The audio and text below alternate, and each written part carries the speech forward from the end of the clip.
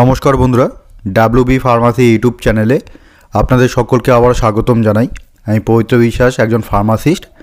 আজকে আমরা এই ভিডিওটিতে একটা চাইল্ড প্রেসক্রিপশন সমাধান করব, যেখানে দেখতে পারবেন একটা 8 মাসের শিশু বাচ্চার যার ওজন মানে বডি ওয়েট 8.5 কেজি, সেই বাচ্চাটার যে মেন সমস্যা হচ্ছিল সেটা হচ্ছে ভমিটিং, মানে বমি করছিল বারবার, এবং তার সঙ্গে বাচ্চাটার সর্দি কাশি রয়েছে, যে কারণে বাচ্চার পরিবারজন শিশু ডাক্তারবাবুর কাছে বাচ্চাটিকে নিয়ে আসেন। সেই ডাক্তারবাবু বাচ্চাটিকে ভালোমতো পর্যবেক্ষণ করে এবং সমস্যাগুলোকে উপলব্ধি করে বিভিন্ন খাবার ওষুধ দিয়েছেন। সেই ওষুধগুলোর ডোজ, কার্যকারিতা এবং কোন সময় খেতে হবে এবং ওষুধগুলোর ব্র্যান্ড নেম সম্পর্কে আমরা বিস্তারিত আলোচনা করব। তো আপনারা প্রত্যেকে ভিডিওটি ধৈর্য সহকারে দেখবেন, এবং আপনি যদি প্রথমবার আমার এই ভিডিওটি দেখছেন, ভিডিওটি দেখে যদি আপনার উপকারে আসে বা ভালো লাগে, তাহলে পাশে থাকার জন্য অবশ্যই চ্যানেলটিকে সাবস্ক্রাইব করবেন।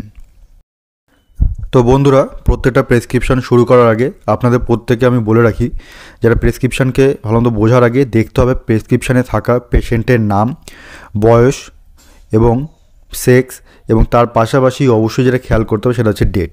তো এখানে আপনারা দেখতে পারবেন এখানে শিশু বাচ্চাটির নাম দেওয়া রয়েছে, বয়স 8 মাস, sex female, body weight 8.5 kg, এবং ডেটটা দেখুন 29/11/2024, এই ডেটটা কিন্তু রয়েছে। এই ডেটে বাচ্চাটিকে দেখানো হয়। তো শিশু ডাক্তারবাবু কী করেন, সেই বাচ্চাটার সিও লেখা রয়েছে, C/O যে লেখা রয়েছে এখানে, তো এই C/O কথাটার মানে হচ্ছে কমপ্লেন্ট অফ, মানে পেশেন্ট পরিবার থেকে কি কমপ্লেন বা অভিযোগ জানানো হয়েছে বা বাচ্চার কী সমস্যা রয়েছে সেটা ডাক্তারবাবু মেডিকেল টার্মে প্রেসক্রাইব করেছেন। সেটা হচ্ছে ভমিটিং। যেমন প্রেসক্রিপশানে বা দিকটাতে কিন্তু লেখা হয় কী কী সমস্যা রয়েছে। সেটা হচ্ছে ভমিটিং মানে কি, মানে বমি করছে বাচ্চাটা, এবং ARI মানে অ্যাকিউট রেসপিরেটরি ইনফেকশন, মানে বাচ্চাটার ফুসফুসে ইনফেকশন হয়েছে, সংক্রমণ হয়েছে, যার কারণে বাচ্চাটা সর্দি কাশি রয়েছে, এটা কিন্তু রয়েছে। তো সেক্ষেত্রে ডাক্তারবাবু এবং আদার্স এক্সামিনেশনগুলো করেন, সেই এক্সামিনেশনগুলো এখানে কিন্তু লেখা রয়েছে যে আরও অন্যান্য কী কী সমস্যা রয়েছে ডাক্তারবাবুকে মেনলি চেক করতে হয়। তো এখানে কী কী ওষুধ দেওয়া হয়েছে দেখুন, অ্যাডভাইস করা হয়েছে। প্রথম যে ওষুধটা প্রেসক্রাইব করা হয়েছে সেটা হচ্ছে নেক্সপ্রো জুনিয়র সাচেট, একটা করে সাচেট, সেটা সকালে খালি পেটে, বেশ সুন্দরভাবে বাংলাতে লিখে দিয়েছেন, সকালে খালি পেটে ওডিএসি মানে হচ্ছে, ওডি মানে ওমনিডাই, এসি মানে অ্যান্টিসাইবোস। তো এই কথাটা মানে হচ্ছে দিনে একবার করে খাবার আগে, সেটা সকালবেলা সবচেয়ে ভালো হয়, এবং কন্টিনিউ 5 দিন খাওয়ার কথা বলা হয়েছে। তো এই নেক্সপ্রো জুনিয়র যে সাচেটটা বলছি, এটা 1 গ্রামের সাচেট, যেটা টোরেন্ট ফার্মাসিউটিক্যাল লিমিটেড কোম্পানির হয়ে থাকে। এই সাচেটটা 15 ml বা 10 ml জলের সঙ্গে মিশিয়ে, একটা সাচেট 15 ml জলের সঙ্গে মিশিয়ে বাচ্চাটাকে খাওয়াতে হয়। সাচেট মানে এখানে গ্র্যানুলস ফর্মে রয়েছে, দানা দানা ফর্মে, সেটাকে ভালো মতো জলের মধ্যে মিশ্রণ করে খাওয়াতে হবে। এর মধ্যে মেন যে কম্পোজিশন থাকে নেক্সপ্রো জুনিয়র সাচেটের মধ্যে, সেটা হচ্ছে থাকে এসমোপ্রাজোল থাকে 10 মিলিগ্রাম, এবং এটা সাধারণত দেওয়া হয় বাচ্চারা পেটে যদি অনেক সময় অ্যাসিডিটি যদি হয়ে যায় বা গ্যাস্ট্রিক্সের সমস্যা যদি হয় বা অ্যাসিড রিফ্লাক্সও যদি হয়, বা যার কারণে বমিটা হচ্ছিল আর কি, সেটাকে কমাবে, তার জন্য কিন্তু দেওয়া হয়। এসমোপ্রাজোল এক ধরনের প্রোটন পাম্প ইনহিবিটার হিসেবে কাজ করে, অর্থাৎ PPI বলা হয়। তো এটা সাধারণত স্টোমাকের মধ্যে অ্যাসিডিটি বা অ্যাসিড রিলেটেড সিমটমসগুলোকে কমিয়ে দেবে, বা বমির যে ভাবটা হচ্ছিলো সেটাও কিন্তু অনেকটা কমিয়ে দেবে, মনে রাখবেন। এবং তারপর যেহেতু বমি হচ্ছিল, বমিটা কমানোর জন্য ডাক্তারবাবু এখানে বমি লিখে দিয়েছেন বাংলায়, দেখুন বেশ সুন্দরভাবে, যাতে পরিবারের লোকজনের সুবিধা হয়, প্লাস ফার্মাসিতে থাকা প্রত্যেকটা ফার্মাসিস্টের জন্য বুঝতে সুবিধা হয়। জোফার নামে একটা সিরাপ দেওয়া হয়েছে, যে জোফার সিরাপটা খাওয়ার ডোজ বলা হয়েছে 5 ml করে TDS মানে টার্ডিন ডাই, মানে দিনে 3 বার করে, এসি মানে অ্যান্টিসাইবোস মানে খাওয়ার আগে, সেটা সকালে, দুপুরে এবং রাতে। এখানে তার জন্য ডাক্তারবাবু মেনশন করে দিচ্ছেন, দেখুন এখানে 3টে গোল করে, সকালে একবার, দুপুরে একবার, রাতে একবার, খাবার আগে কতটা করে খেতে হবে, 5 ml করে খেতে হবে, কন্টিনিউ 3 দিন লিখে দিয়েছে। জোফার এই যে সিরাপটা বলছি, এটা সান ফার্মাসিউটিক্যাল ইন্ডাস্ট্রিজ লিমিটেড কোম্পানির তৈরি। এর মধ্যে মেন যে কম্পোজিশন থাকে, ওন্ডেনসেট্রন থাকে 2 মিলিগ্রাম প্রতি 5 ml আর কি। তো 5 ml ওষুধ যদি খাওয়ানো হয় তাহলে বাচ্চারা পাবে 2 মিলিগ্রাম ওন্ডেনসেট্রন, বডি ওয়েট অনুযায়ী দেওয়া হয়। তো এই জোফার যে মেডিসিনটা বলছি, এটা বাচ্চাদের বমি ভাব বা বমি হওয়াটাকে অনেকটা কমাতে সাহায্য করে, এবং এক্ষেত্রেই কাজ করে, আপার ডাইজেস্টিভ ট্র্যাক্টর মানে কাজ করে, এটা কিন্তু আপনাদের মনে রাখতে হবে। এবং তার সঙ্গে বন্ধুরা যেহেতু বাচ্চাটার সর্দি কাশি রয়েছে, তো যার কারণে ডাক্তারবাবু এখানে একটা সিরাপ দিচ্ছেন সেট জিন। এই সেট জিন যে সিরাপটা, এটা ডক্টর রেড্ডিস ল্যাবরেটরি কোম্পানির তৈরি, যেটা খাওয়ার ডোজ বলেছে 5 ml ওডি। 5 ml করে ওডি মানে অমনিটাই দিনে একবার, সেটা কখন অ্যাট ইভিনিং মানে সন্ধ্যাবেলা করে খাওয়াতে হবে কন্টিনিউ 5 দিন। 5 দিনের বেশি খাওয়াতে বারণ করেছে, শুধু 5 দিনই আপাতত দিয়েছে, সেটা হচ্ছে সন্ধ্যাবেলা। এই সেট জিন ডক্টর রেড্ডিস কোম্পানির তৈরি যে সিরাপটা, তো এর মধ্যে মেন যে জেনেরিক কম্পোজিশন থাকে সেট্রিজিন থাকে 5 মিলিগ্রাম থাকে প্রতি 5 ml। তো এই ওষুধটা কি কাজ করবে, রানি নোজ বা ন্যাজাল অ্যালার্জি সিমটমসগুলোকে রিডিউস করবে। মানে অ্যাকচুয়ালি এটা অ্যান্টিহিস্টামিন হিসেবে কাজ করে। অ্যান্টিহিস্টামিন মানে কি, অ্যান্টি মানে অ্যাগেনস্টে, হিস্টামিন মানে এক ধরনের কেমিক্যাল সাবস্টেন্স যেটা ন্যাচারালি প্রডিউস হয় বডিতে, যার কারণে অ্যালার্জিক সিমটমসগুলো হয়, নাক দিয়ে জল পড়া, নাক শিরশির করা, হ্যাঁ, তো সেটাকে ট্রিট করার জন্য কিন্তু দেওয়া হয়।